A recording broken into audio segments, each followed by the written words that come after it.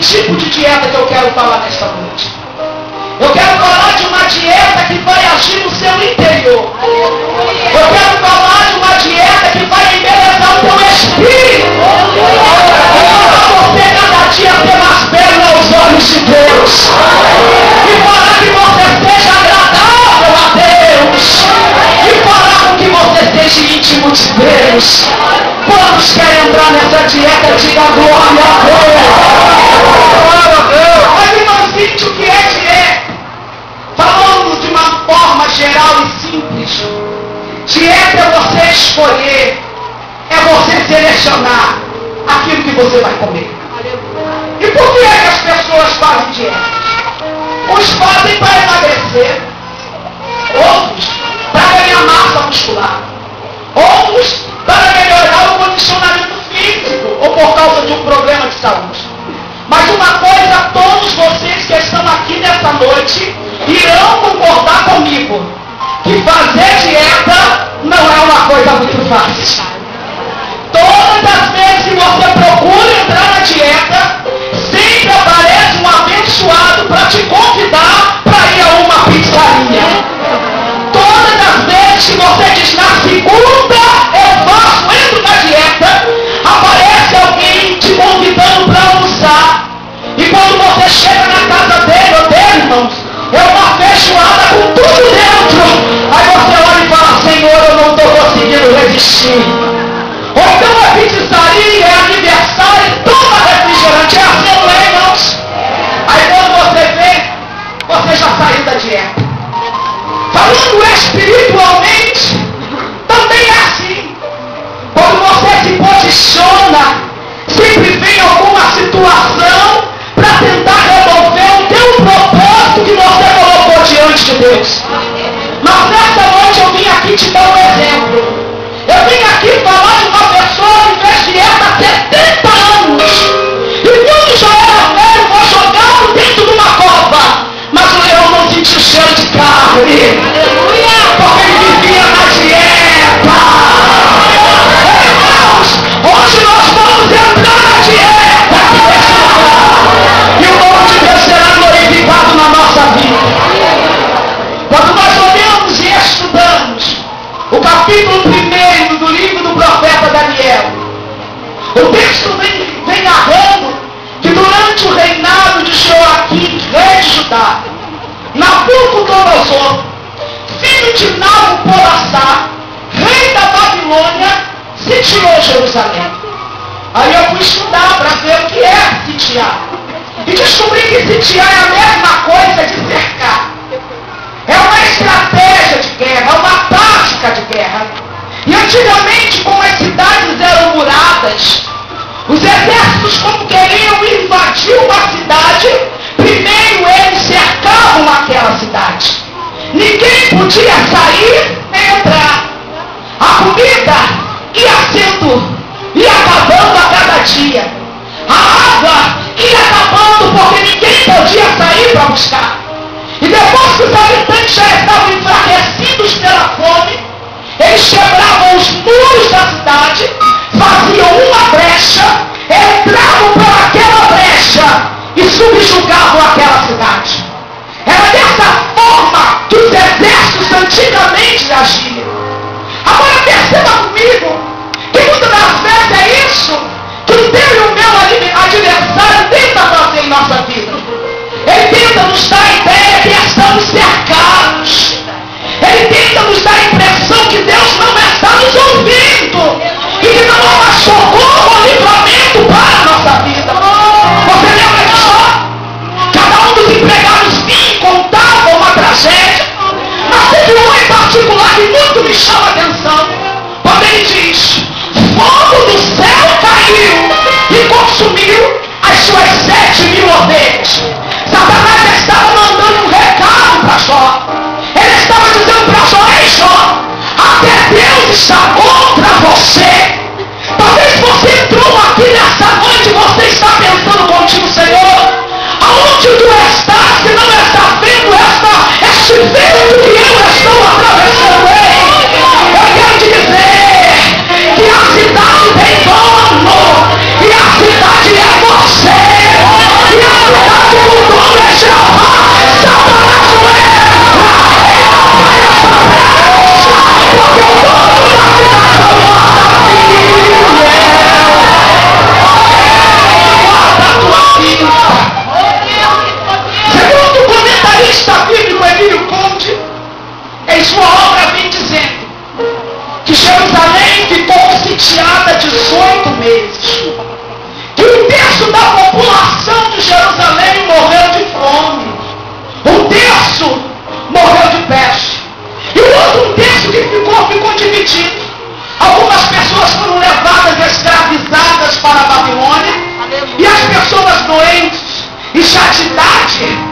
chegaram a Jerusalém. É nesse cenário terrível que se dá a história deste homem chamado Daniel. Quando começamos a estudar os textos, vimos que esse cerco a Jerusalém não foi apenas uma vez. 3 vezes Nabucodonosor esteve em Jerusalém. A primeira vez ele levou Daniel e os seus amigos, Ananias, Misael e Azarias. Depois de 8 anos, ele volta a Jerusalém. E ele leva mais 10.000 pessoas com ele, entre eles o profeta Ezequiel. E agora, passa-se mais um tempo, e ele volta a Jerusalém. Ele saqueia o templo, ele queima o templo, ele quebra os muros, e ele arrasa com a cidade. Quando o povo pensava que já tinha acabado, que Nabucodonosor não voltaria, lá estava novamente Nabucodonosor nas portas da cidade. E a Bíblia vem dizendo que ele ainda teve a petulância de entrar dentro do templo e pegar os vasos que foram consagrados a Deus e colocar dentro dos templos dos seus deuses pagãos.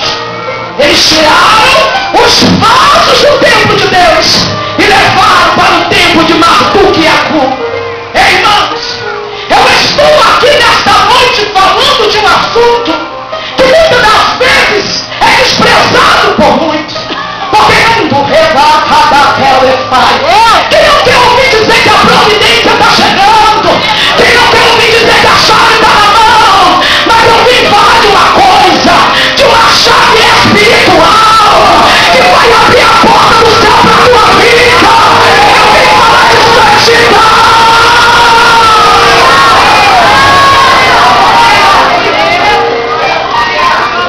Você sabe que Nabucodonosor tipifica o nosso inimigo, né? Satanás. E quando eu leio o texto que ele tira os vasos, sabe o que vem na minha mente? Me pergunte o quê? Então para você participar, me pergunte o quê? O quê? Que ele não está interessado em pegar cumbucas ou vasilhas. Ele não está interessado em pegar panelas em Jerusalém. Não, não. Ele quer pegar os vasos que estão dentro do templo. Isso te lembra alguma coisa? Olha aí Deus falando contigo. Por isso tu está passando luta, vaso. Porque a vontade de Satanás é te tirar da presença de Deus. Mas abre a tua boca aqui nessa noite e deixa Satanás desesperado.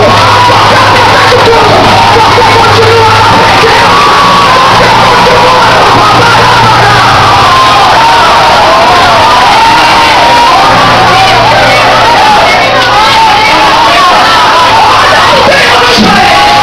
Você não pode sair nunca da presença.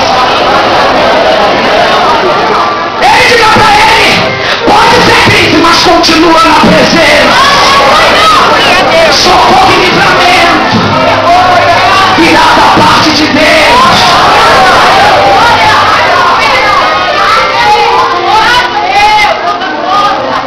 Você vai sair? Porque está vivendo luta na tua casa, você vai sair?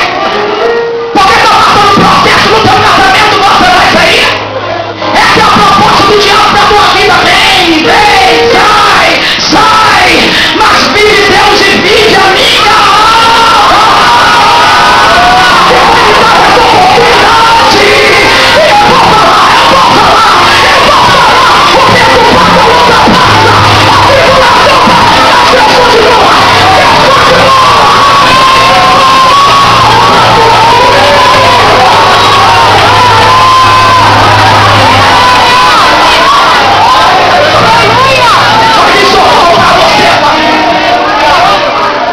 Socorro e livramento. Nabucodonosor, então, ele dá uma ordem. Ele chama o chefe dos eunucos, Aspenaz, como era o nome do homem, irmãos. E ele diz assim, olha Aspenaz, eu quero que tu me traga alguns filhos de Israel. Mas não é qualquer tipo de filho. Eu quero os da realeza. Aspenaz, quando nós vamos ver, a palavra eunuco significa homens casados. motivos são óbvios. Eles trabalhavam dentro do palácio e tinham acesso às mulheres. Por esses motivos, eles eram castrados. Provavelmente, o que eu disse, irmãos? O que eu disse, irmãos? Daniel e seus amigos também foram castrados. Porque eles estavam sob a supervisão do chefe do seu lucro que iam trabalhar dentro do palácio. Provavelmente eles também foram castrados. Imagina a situação. Nabucodonosor queria jovens entre 14 e 17 anos ou até mesmo mais novos. E por que, irmã Cíntia? A Bíblia fala uma certa feita que Jesus disse assim: não se coloca vinho novo em odre velho. Quem já ouviu isso? Odre é a parte do estômago de um animal. Normalmente eles usavam o camelo. Porque esse odre era novo, ele tinha elasticidade. Mas quando estava mais velho, ele era mais rígido. O vinho, no seu processo de apuração, ele passa pela fermentação. E a fermentação gera gases. Que quando o odre era novo, ele se esticava. Mas quando ele era velho, ele estava tão rígido que ele se rompia e o vinho era desperdiçado. Jesus, quando fala isso, irmãos, ele está falando sobre a mente. Ele está falando sobre as ideias. Ele está falando sobre a renovação do entendimento. Eles estavam falando sobre os fariseus, que eles estavam com as mentes cauterizadas e não estavam preparados para ouvir o vinho novo, a nova palavra, as boas novas de salvação. Todos nós sabemos que a juventude é a fase da adaptação. Todos nós sabemos que jovens têm maior facilidade em aceitar novas ideias. Isso é bom, mas também é perigoso. E Nabucodonosor sabia disso. É por isso que ele queria os jovens, porque ele queria trabalhar na mentalidade. Se ele mudasse a mente, ele mudaria a postura. Se ele mudasse a mente, ele mudaria o jeito das pessoas se comportarem. E ele queria trabalhar na mente. Ei, você tá ligado? Tá aberto para ouvir isso aqui? Satanás quer trabalhar na mente do teu filho e da tua filha. Ele quer trabalhar na mente daqueles que você criou, amamentou, carregou, criou na igreja. Ele quer trabalhar na mente do teu filho. Mas recebe aí essa palavra profética. Enquanto tiver mãe que ora e pai que ora, enquanto tiver joelho dobrado e dedicação, Satanás não vai tocar naquilo que é teu. Porque é uma faceta da tua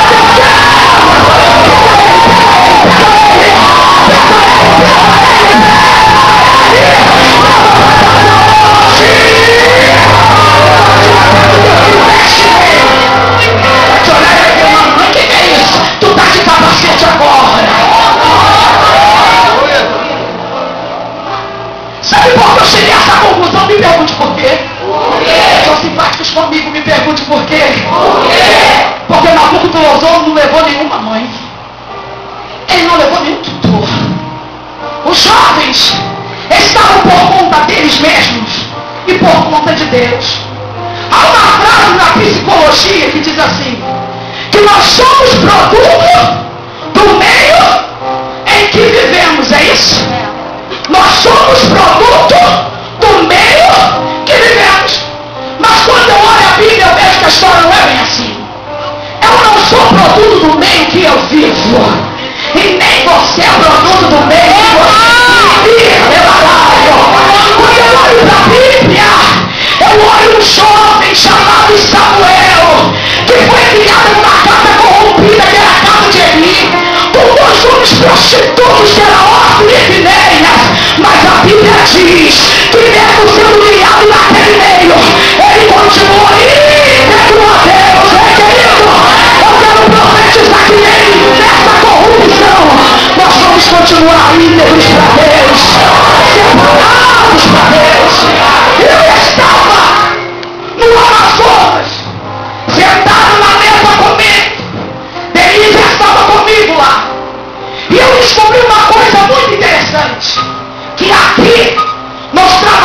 para os nossos filhos.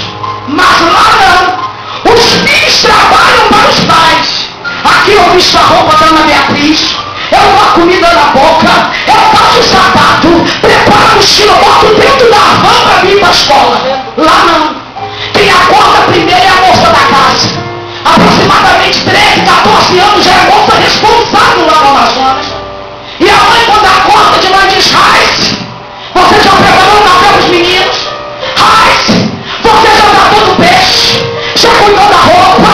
Já separou o que vai levar, o que não vai levar? Raiz, durante todo o dia aquela mãe chamava o nome daquela garota. E um dia sentaram na mesa e disse para Deus assim: sou eu e Deus na minha mente. Eu disse: Deus, isso é uma escravidão infantil. Essa menina não viu televisão, essa menina não brincou, ela trabalhou o dia todo. E Deus falou comigo: ei, Cíntia, aquieta, deixa a mãe chamar o nome dela. Porque tu acha que na casa de Eli, qual é o nome que ela vai chamado? Tu acha que ela ouve? Tu acha que ela eles eram imprestáveis? Eu só chamo o nome de quem ouve e responde. Deus te chama, Deus te chama.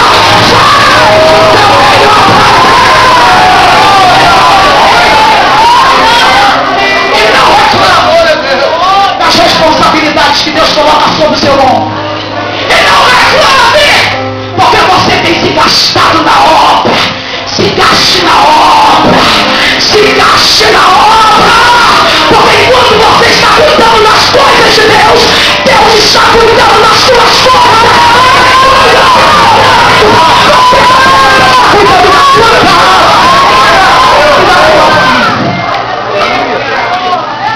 Nabucodonosor não queria qualquer tipo de jovens. Ele tinha os requisitos dele.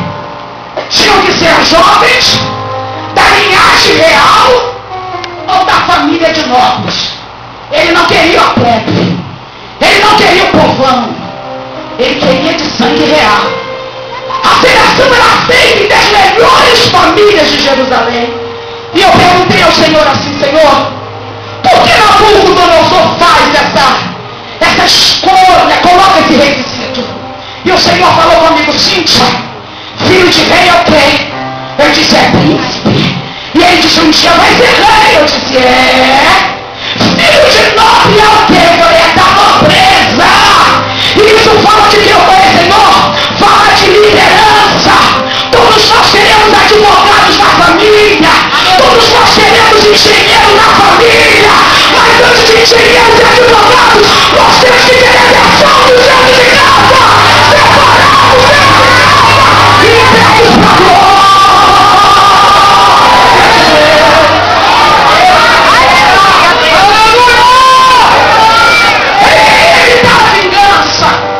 Ele queria acabar com as lideranças. Ele queria acabar com os sonhos. Eles foram castrados. Ei, escute o que eu estou dizendo para você aqui nessa noite de festa. Satanás está querendo castrar os seus sonhos. Ele está querendo podar a tua árvore. Aí você vai dizendo: irmã Cíntia, eu estou sendo podada dia após dia. Mas fique despreocupado, a tua raiz continua crescendo. E quando ela cresce, ela vai em direção das águas. Não é as águas que vêm em direção à raiz, é a raiz que vai. Vai para Deus, vai para Deus, vai para oração, vai para o jejum, vai para a busca.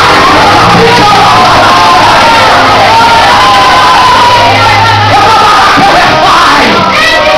Está podando, mas você vai crescer. Os problemas estão podando, está podendo, mas você está crescendo.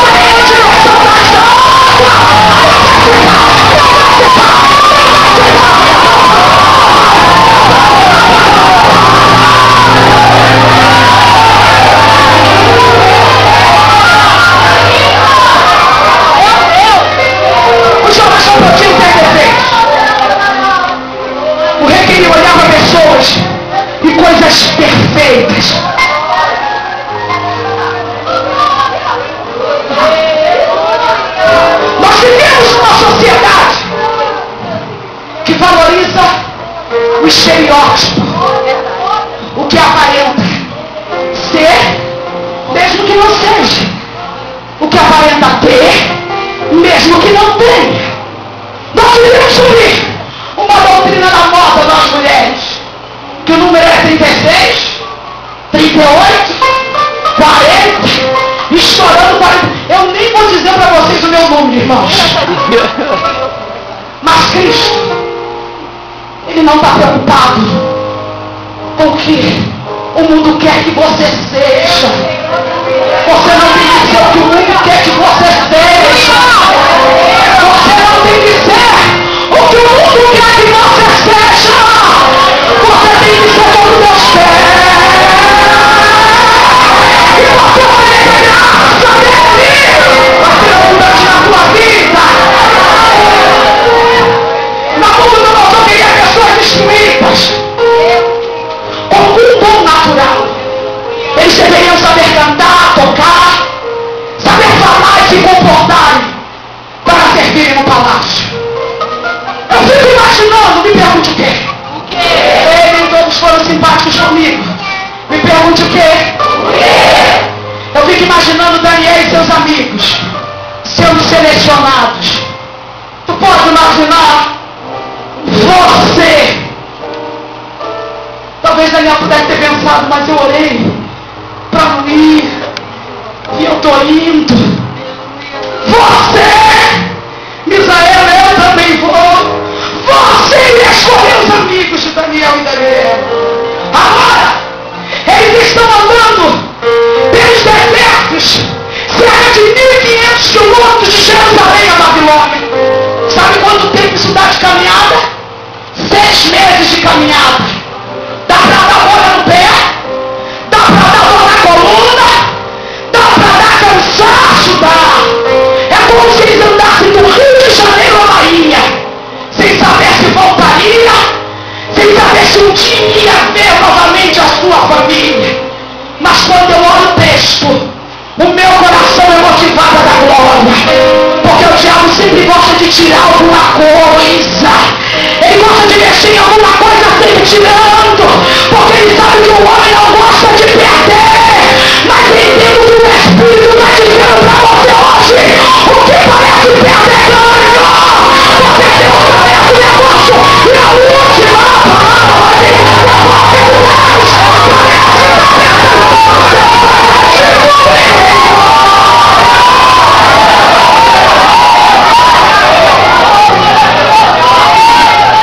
Retirados da casa, retirados da sociedade do país, mas não tirou a fé deles.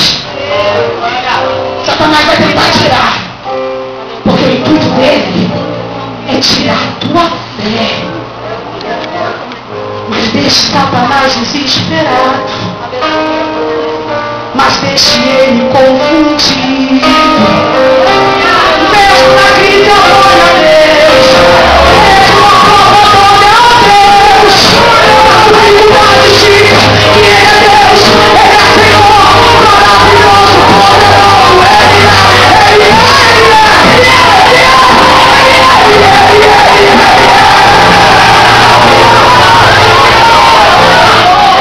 Ele não deixou de ser.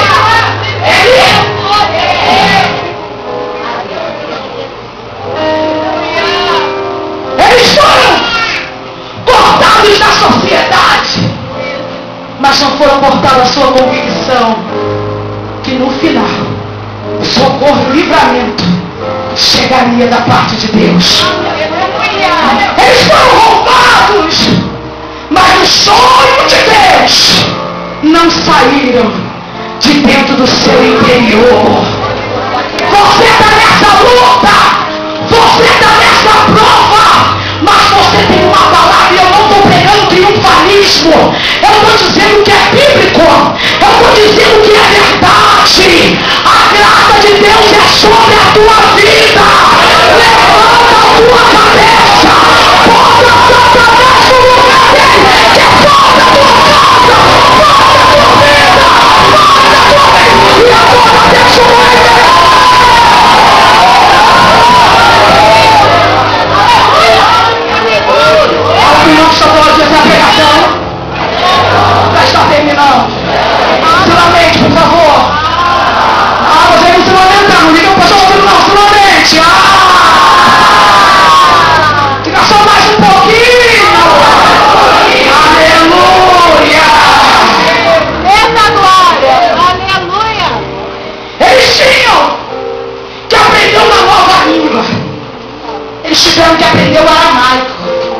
aí que o aramaico entra na história.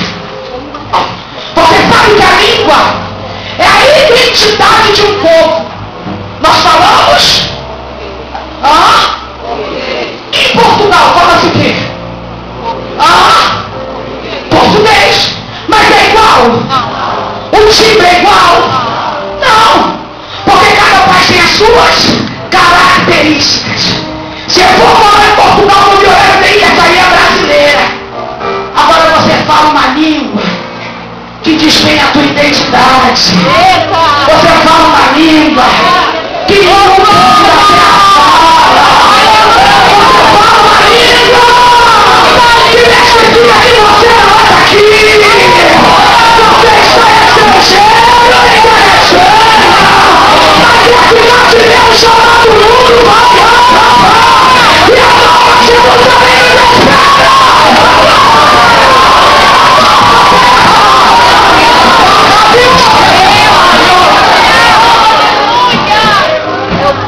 É por isso que você fala línguas estranhas, porque você tem a marca do teu povo e é povo de Deus.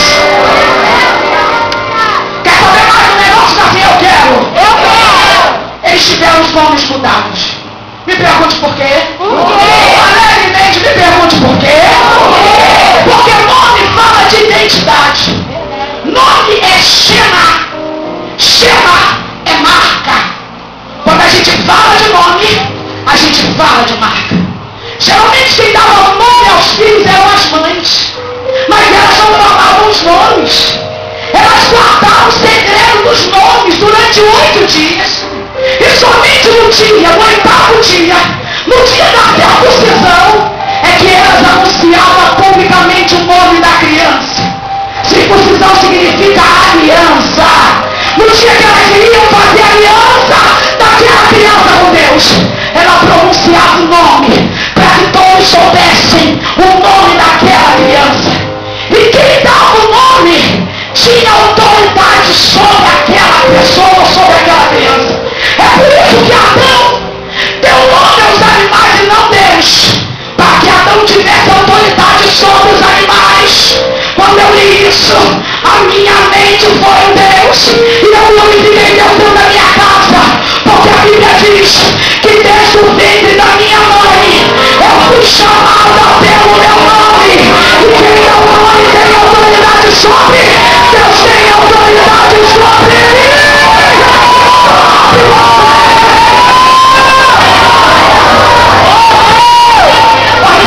Não se preocupe, ele tem autoridade. O nome da Ariel significa o Senhor é meu juiz, mas eles mudaram. Botaram para Belsazar, príncipe de Bel. Ananias, misericórdia de Jeová. Botaram para Sadraque, ordem de Marduk. Marduk era escrito, era desenhado na forma de um dragão. Marduk e Bel era a mesma divindade para os babilônicos. Misael, quem é Deus, passou a se chamar Mesaque, quem é como Marduk. E Azarias passou a se chamar quem a quem Jeová ajuda, passou a se chamar Abdinego, servo de Nego. Ele queria mudar o nome, porque ele queria dizer: eu tenho autoridade agora sobre vocês. Vem a minha mente, entende? O mundo quer te rotular, o mundo quer te dar títulos como a marcada, a esquecida, a desprezada, a divorciada, a que ninguém quer, a que a família esqueceu. Mas olha, não aceite o nome, porque você já tem um.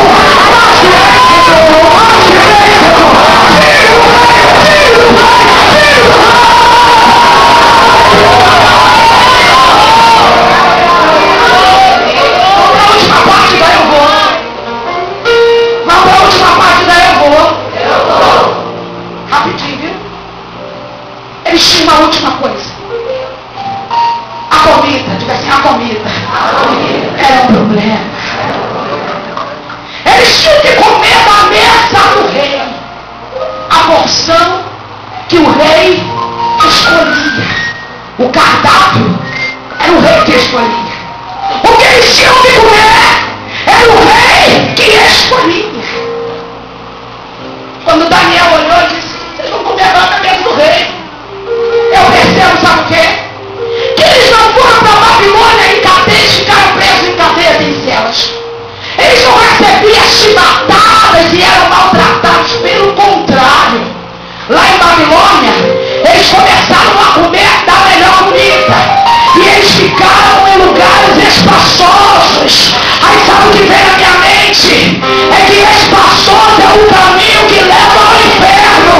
Mas estreito e apertado é o caminho que leva ao céu. Ei, irmão, você pode estar no estreito, mas você não vai se desviar do caminho. Você pode estar no estreito, mas você não vai errar o caminho. E é isso.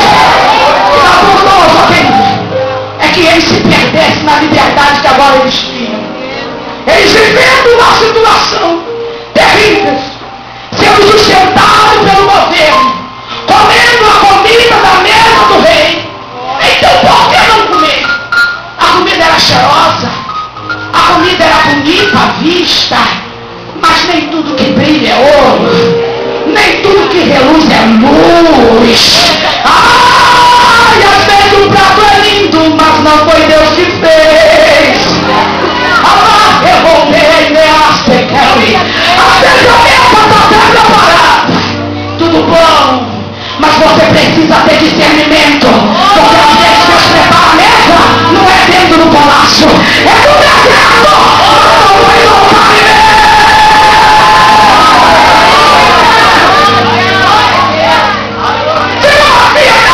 então por que não comer? Porque Daniel teve o discernimento de aquela comida era oferecida aos deuses babilônicos. E ele não podia se sentar na mesa de Marduk. Antes era feita uma oração solene. E todos que se sentavam à mesa estavam dizendo publicamente que agora estavam servindo a Marduk. Para o israelita comer das comidas sacrificadas era dizer que não queria mais se sentar na mesa de Deus e começar agora a se sentar na mesa do inimigo. Posso te contar uma coisa? Você é responsável pelas coisas que andam dentro da sua casa. Você está vendo aí a novela do Jorge, não está? E quando me assusta, me perdoe, não estou doutrinando a tua igreja, mas dentro do contexto, tem gente assistindo o Jorge, colocando aquela notícia dentro de casa. Meu filho está comendo, a tua filha está comendo, você está comendo, mas só se Deus está te dizendo, volte erra, porque eu quero te dar vitória. Não tem negócio,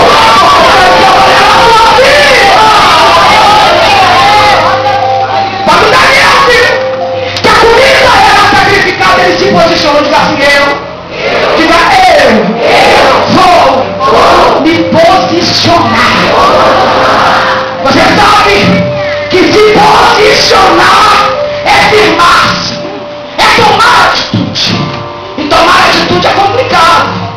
Você encontra aliados, mas você também descobre inimigos. Quando você se posiciona, tem gente que até concorda contigo, mas para não ficar